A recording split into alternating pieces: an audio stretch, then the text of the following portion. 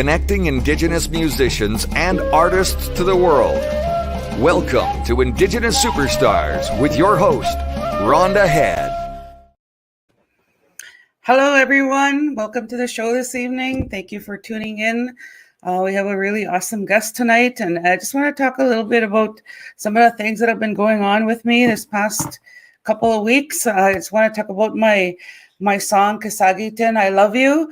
It's doing really well in Europe right now. It's especially on SoundCloud, it has 120,000 K plays, and the majority of people listening to that song they're from Europe. So I'm really excited and happy and proud to say that they're listening to my song, because my song is I sing it in the Cree language, and then I translate it into spoken word, and I translate it into English. So I collaborated with the Prague Orchestra. So my song was scored for orchestra, and I found a company through the amazing internet, and we got it going, where we did rehearsal and they recorded my song, and I released it in early January, and it's doing really great in Europe. So I'm really proud to share that with you, that this my song is composed in the Cree language, and I also composed the melody based on the landscape of my reserve. So I'm really happy and excited to share that news with you about my song. The other thing I want to mention is that I am releasing a new song in a couple of weeks. I just submitted it for distribution, and it's called Hitampiwapmitin. And what that means in the Cree language is I will see you again. And I originally wrote this a couple of years ago already, but I was listening to some of my music, and I heard this melody and the words of this song, and I thought, oh my goodness, I have to re-release it, because it's like singing about right now with us going through the pandemic, and Pitampiwapmitin, I will see you again, and we will all see each other again when this pandemic is over. So this photograph, I chose this photograph that was taken by my brother from New Zealand. His name is Tippy. I'm not going to attempt his last name, because it's a real difficult word to pronounce, or name to pronounce. And there's me standing in the middle of all these amazing people, from dancers from all over the world, from New Zealand, Australia, United States, and Canada, and we're all standing there really proud, and that photograph was taken in Australia on the sacred land of the Gangleda, on the sacred salt flats, and we were there.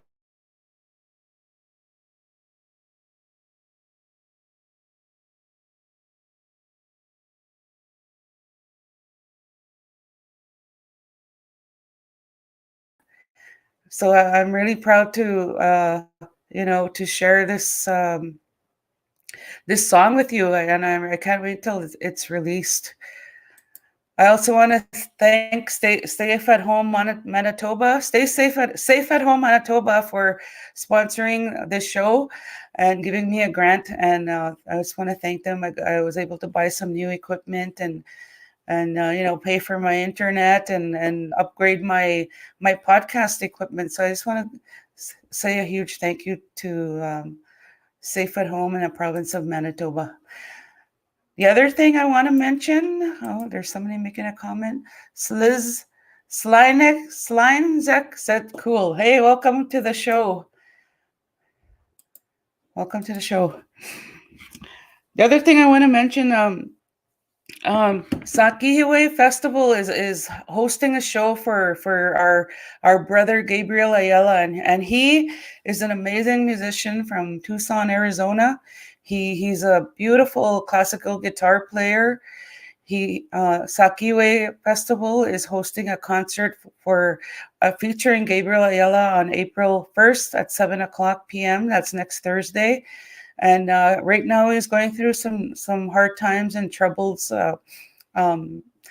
He might lose his home. So we're gonna help him out by promoting his show, and Sakiwa is gonna post their PayPal link to help donate to his to help him out, and I'd encourage everyone to tune in because for me he's always there for me when I put the call out for musicians to perform at when our communities go through natural disasters like the fire that happened up north, and the when our community the care home when all the residents got COVID, we did an awareness concert and a praying concert, and he was there. He graciously offered to perform, and then for recently the missing and murdered women concert that I put on, he graciously offered to perform too, even though he's going through a hard time himself. So he's always giving to community, and I'm asking you, the community, to help him out to watch his show, and if you can, to donate to him to help him out, because he's such a wonderful musician. And the one thing about him that's so great too is that he's the only Indigenous classical guitar player with his masters in North America. So he's one of the most decorated musician that I know, and I call him Maestro because he's such a fantastic musician, and I love him. He's my brother, and I will try and help him out as much as I can. So without further ado, I'm on my 69th show since I started last April 6th.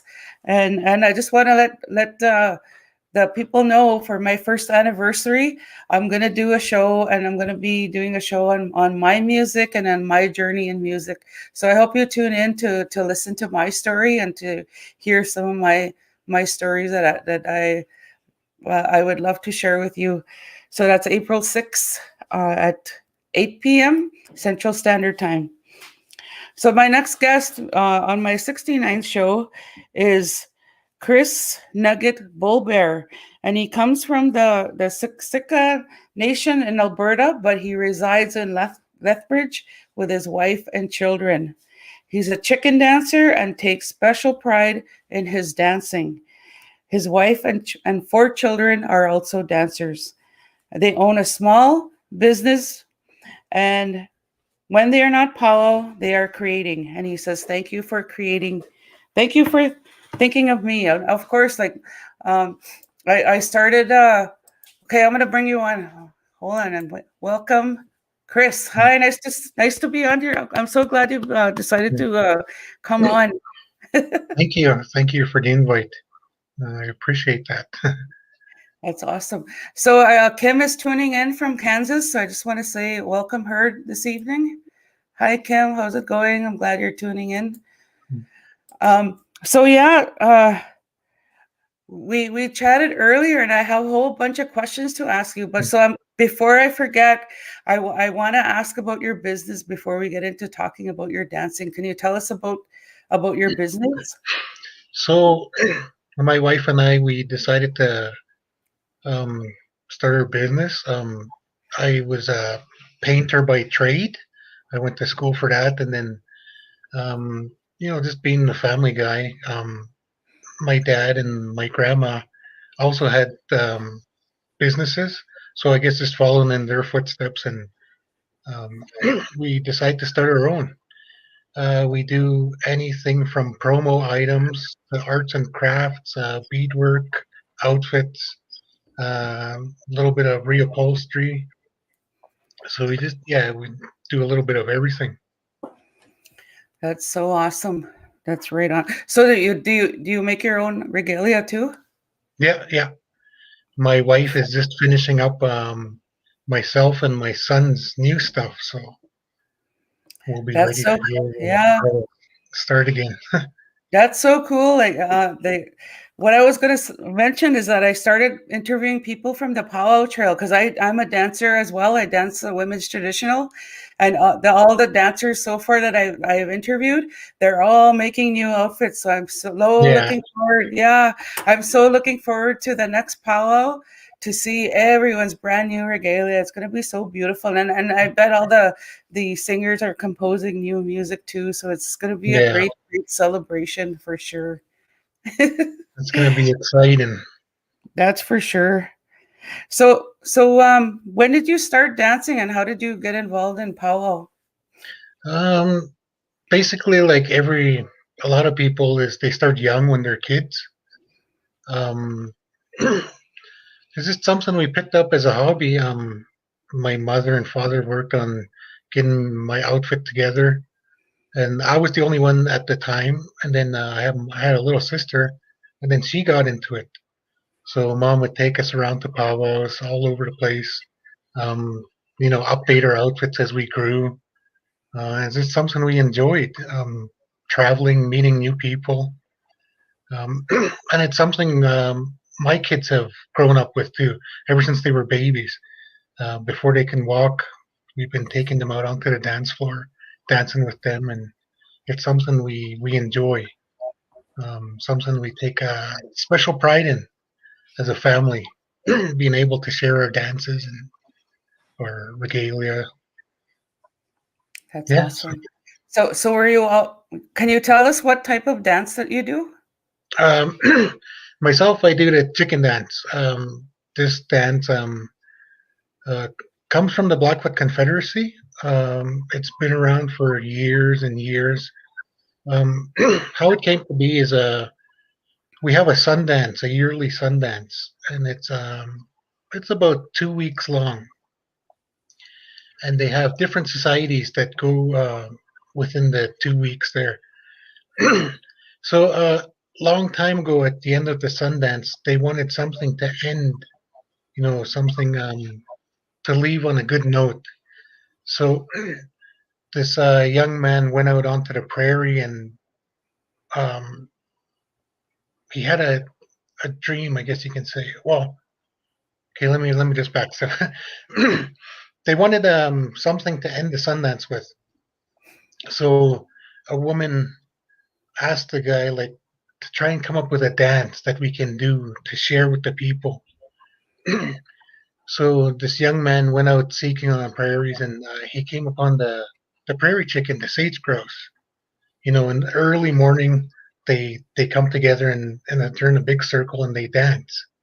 And what they do is it's a mating dance.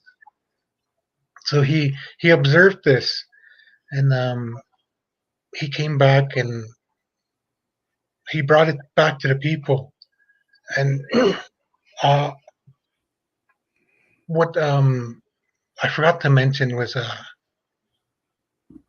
he took a couple of those birds to for the family to feast and whatnot. So the bird came to him in a dream, and he told him why he did that, and he explained his side. And so the bird said, "Okay, in return, can you please carry on our dance? Can you carry on, dance our dance? We'll give you the song, and we'll show you how." So that's how this dance came to be, and it's stuck with our people. So every at the end of the Sundance, that's how we would end it off. Have before the powwow really came, is we would have the chicken dance. So basically around here, that's what we had is the chicken dance. Um, and there's certain songs that go with it. We do have some bustles that do go with it as well. And it's just like any other outfit, beadwork, medallions. Yeah, we just add on, always carrying this dance proudly. I know there's other tribes throughout Canada, United States that have their own stories, but this is the story that I was always told growing up, and one of the dances that I grew up with. And I have two boys, and I've also brought them up dancing with the chicken dance. So, like I always make mention to everybody, it's something we take special pride in, knowing that it comes from the Blackfoot Confederacy. That's so awesome. Thank you for sharing that. So I want to share some of the comments that are coming in. Jennifer Wood says, "I love that you give exposure for our people. It's educational, creates awareness, and such a vast lineup you have shared with us. And a Facebook user said, "Thank you for sharing your knowledge." Mhm. So I'm gonna share a video that of you on YouTube of dancing chickens. So I'm gonna play that right now.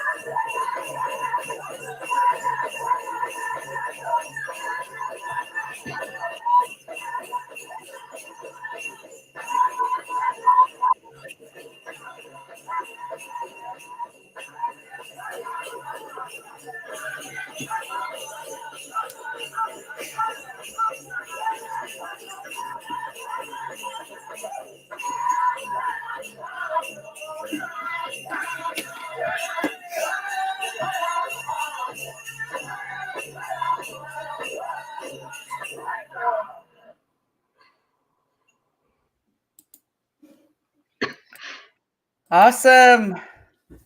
I just want to make mention about that video. Okay. Um, there was a virtual powwow put up by Bow Valley College in Calgary. So that's what that video was for. I registered in my category, and just so happened I got into a tiebreaker, and that was the tiebreaker. We had to do another video, and that was the tiebreaker video that I shot here in Lethbridge. Oh, cool. And my son in his category too, he got into a tiebreaker too. So we both had to Cool. shoot another video. That's awesome. There's some other, I just want to read some comments before we go on.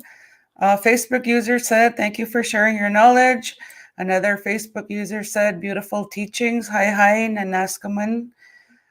Facebook user, woot woot, I miss Powwow. Like we all miss Powwow, right? We can't wait to get back out there in the dance arena and hear the song and feel the energy of every beautiful energy of the people dancing and singing. And Coda Snowfall Wadsworth says, "I know him. Good job, Nugget." Yeah. Facebook user said, "Thank you." Jennifer Wood said, "It's been a long time since I've seen the chicken dance." So yeah, people are very appreciative you wanting to share that video. So thank you for giving me that link to share. So I wanted to ask you, what is your favorite style of chicken dance song to dance to? Um, I really like any song, as long as it has that good beat to it. Like throughout our travels, um, when we're somewhere else, um, it always makes me appreciate being back home, eh? Because back home here in the Confederacy, we have that beat that just really gets you going. So any Blackfoot drum with that beat, that's what I like to dance to. And my boys Awesome. also pick that up too. Like they know like, oh, that was a slow song. That's we wouldn't get that back home, eh? Like they know their music, they know their songs and their beats. Great. Cool. That's so awesome. Thank you for sharing that. I'd never known that. One of my song I like to watch is the Duck and Dive. Do you guys do that? Do you guys dance to that song? The Um, chicken dancers? Not usually around here, but if we do travel into, I know that's very popular in the Washington, Idaho area. Hmm. So yeah, if we do travel, we would dance to that once or twice. But yeah, it's an exciting song. Yeah, it's a pretty cool song. I like to watch the dancers dance to it. It's so cool to see them all in sync when they're ducking and diving. Yeah. So cool. Yeah. So the other thing I wanted to ask you is how do you prepare yourself before you go on to for a contest song? Or how do you prepare? Uh, I, there's really no way I do prepare. Just go out and go. Let it. Like I've been dancing since I was a kid, and even to this day, I still get nervous when before our song comes out, and then just take a deep breath and just go. Like, Just go and dance and give her on the yeah. dance floor? But usually, That's like right now, my son and I were we have a lot of coulees and hills here in Lethbridge, so that's what we're doing. To stay in shape and um, keep active. No powwows. Usually we're powwowing every weekend, and that really helps us stay in shape. But now we're doing the coolies and stairs, and that's really helping us keep our stay in shape. awesome. Yeah, that's what I was going to ask you too. My next question is, how do you stay during powwow season? How do you stay in shape to dance every weekend? What is your regimen? Yeah, well, just like I said, here in Lethbridge, we got a bunch of set of stairs. We got coolies, and we've been going every day. We usually go. It usually takes us about 45 minutes to an hour, and yeah, it's getting easier slowly, but it's helping us to stay in shape. Um, like beginning, we kind of really didn't do nothing when the power was kind of stopped, and we tried to dance, and we really felt like our weight. So when we started doing the hills and the stairs, we noticed a big difference in our dancing. Other than that, if we were going every weekend, we would be in good shape to be dancing. So that That's really a good idea. I'm really glad you shared that because I haven't really been doing much exercises, but I yeah I like that about going up and down the stairs and going up hills and running up hills. I think that's a really good way. What I want to do to start getting into shape because I think powwow season is hopefully we're gonna it's gonna come soon yeah cross our and fingers. yeah. So hopefully I got to start getting into shape too. And the other thing I wanted to mention, with I want to give a shout out to Social Distance Powwow too for just jumping right up in there last year around this time. I believe they just celebrated their first year anniversary. Being online and hosting powwows every weekend. I think that was such a great a great thing Yeah. that they've done, and then they've gotten our community together and still dancing and singing. And I just want to give them a shout out for doing that for us, right, and keeping that powwow Yeah. spirit alive. That's such a great job for Whitney and his beautiful wife and his team for hosting social distance powwow. So I just want to give him a huge shout out. Okay, moving on. I want to ask you what was your most or couple of them. There's probably more than one. What are some of your most memorable powwows that you've gone to? Mm, I'm gonna have to say one that really sticks out is we went to a little powwow in Creston, British Columbia, a couple of years ago, and they had a chicken dance special, and just so happened me and my son got into a dance off, Oh and that wow. was one of the first times he beat me, so that was something memorable. And then in the last 2019, we went to a gathering of nations, and they had a father and son special, and we managed to make the top three in that. So that was pretty something too. Wow. That is something. There's so many people, so many dancers attend that Yeah. powwow. Yeah, that's really something. That's awesome. Congratulations. Congrats. So what was your most memorable win? Hmm. That I'm not too sure. I've had a lot of memorables. Um, like Well, from the sounds of it, it sounds like that your top three at Gathering of Nations is one yeah, for. that has to be the top. Yeah, that Um, would be that's awesome. just That is anytime we really get to dance, that's it's always memorable. I always tell people it's like an escape, eh?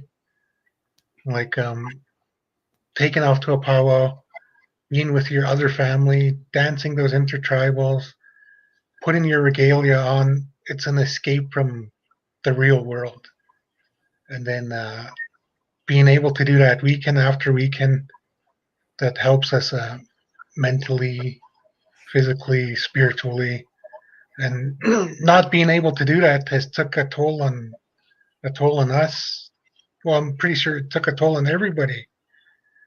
And so just any time now that we get to dress up, and that's memorable for us, especially that's to do very it with my family. that's right. That's so true. So I was going to read some of the comments that have come in. Facebook user said Nanaskamutin. That means thank you and very grateful. Constance Craving, Connie from my reserve said hi Nugget and Rhonda. Facebook user says I think everyone will be dancing every intertribal next time for Yeah. the next powwow. Coda Snowfall Wadsworth says I'm just going to post it right away. He said when he was running Siksika Powwow, he danced in over 60 to 100 chicken dancers for the chicken dance special. Wow, you want to tell us about that? I think it was 2014. Um, every year, the reserve used to pick somebody to run the annual powwow. So that year, I wrote a proposal asking if I can run it. So I was successful with the bid, and I hosted a $10,000 chicken dance special. So we had chicken dancers from all over come and show up and to compete for that.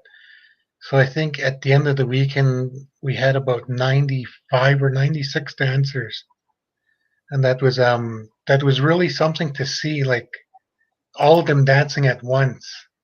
And anybody who has ever been in Siksika Arbor, it's almost like it's a teepee shape, and then it's almost like a dome. So just hearing the bells and the drum, it was just something. You had to be there. There is videos of it on YouTube. You just type in Siksika Chicken Dance Special 2014. Cool. My sister just posted, "Sister, we need to go to Siksika Powwow." So we're gonna be there. The net Yeah. when the Powwow world opens up, we're gonna come and dance. For sure. So I wanted to ask you when COVID lifts, which powwow you're planning to attend? Um, any powwow we can. um, I know. Me and my little family, we do run a powwow back home. It used to be Easter weekend. Couple of years ago, I lost my mother, so we were going to have a memorial powwow for her. So I hope when COVID lifts, we can still do that. Yeah, so just any powwow we can get to, we want to be there. Yeah, I totally get what you're saying, and there's several powwows that I like to attend to as well. But whichever powwow opens up first, I'm gonna be Yeah. going there. I'm also getting a dress made, and I'm ready. I can't wait to show it off on grand entry, and I'm gonna start doing those running and going Mhm. up and down the stairs. Like, thank you for sharing that, and we're coming to a close of our interview. It goes by really quickly. So, do you have Yeah. any parting words that you would like to say? I just want to share something that I was always told growing up about my regalia. Uh, you know, I was always told you're never finished adding or putting pieces together for it. Um, uh, and the main thing is take care of it. Take care of your regalia, and it will take care of you. And that has really been something for me. Taking care of my regalia, adding on to it. My dancing has brought me a long ways. Um, I really enjoy sharing. Before this COVID, we used to always go into the schools here in Lethbridge and share our regalia, the songs, but not only that, the culture. And it was really something because a lot of the people didn't know about, powwows and whatnot. So yeah, you take care of your outfit and it will take care of you. That's what I want them to say. Thank you very much. Those are very, very wise words, and I've heard those. I was given those teachings as well, and but thank you for sharing that with our audience, and thank you for sharing the knowledge of the chicken dance with us, and sharing your video. Jennifer Wood says wise ending words on teachings on regalia. Yes, thank you very much for sharing that. And I just want to tell everyone to keep staying safe, um, social distance. Thinking social distance power. Mm, Keep wearing your mask, and keep 6 feet apart. and mm. and sanitize your hands so we can see each other on the Powwow Trail soon. And then we would love to come and attend your powwow. It sounds like Yeah. a beautiful powwow, and especially to see where the origin of the chicken dance came from. It'll be so beautiful to see. And thank you again for being a guest on my show tonight. I want to thank I believe your cousin or your sister and my sister. We're communicating, and Yeah. that's how we got Mm. that's how we got you on the show tonight. And I want to thank you for agreeing to be on the show. And Efrain from New Mexico said, great job all, and thank you so much. Thanks for tuning in, Efrain. So I just want to let people know that the next musical guest on Monday is Michael Paul I believe he's from Quebec. Kim says that she's vaccinated and eating donuts, and thank you for the show tonight. My appointment to get vaccinated is on April 6th, so I'm looking forward to that, and I'm getting it because I want to be able to travel. Yeah. Right? So thank you so much again, Yeah. Chris, Thank and you I for. look forward to meeting you on the Powwow Trail.